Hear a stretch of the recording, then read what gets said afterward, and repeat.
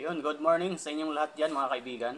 Maraming salamat pala sa inyong lahat sa walang sawang pagpanood sa ating mga reaction video tungkol sa weather update.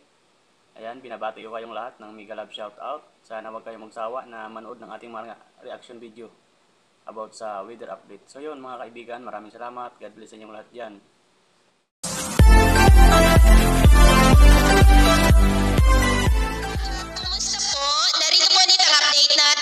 Sa lagay ng ating panahon ngayong umaga po ng March 8, 2025. Sa ngayon po ay iba't ibang weather system ang umiiral po ngayon dito sa ating bansa. Ang hanging amihan ay nandyan po ngayon sa may extreme northern zone, habang ang shear line ay nakakaapekto po ngayon sa may Cagayan, at easterlies ang umiiral sa nalalabing malaking bahagi po ng ating bansa.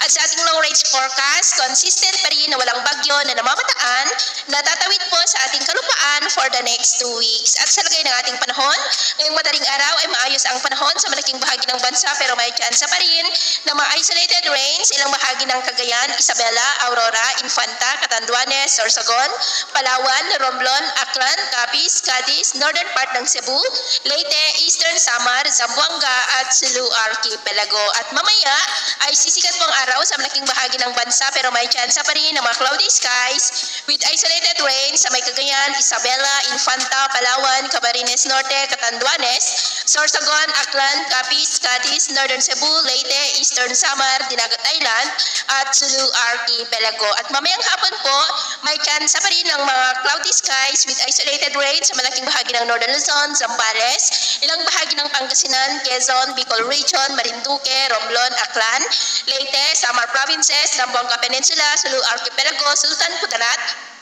at Caraga. Kaya mag-ingat po tayo dahil may mga chance pa rin ng mapagbaha at pagguho ng lupa. At sa atin naman pong mga baybayin, maalat po ngayon sa mga baybayin ng Pangasinan, Ilocos Region, Batanes, Babuyan Islands, maging po sa northern seaboard ng Cagayan, silangang baybayin ng Luzon, northern Samar Seaboard at eastern Samar Seaboard.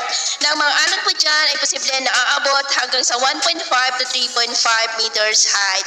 Kaya hanggat maaari, ay iwasan po muna natin ang papalaot dyan sa mga may kulay pula para po mas makaiwas sa mga sakunang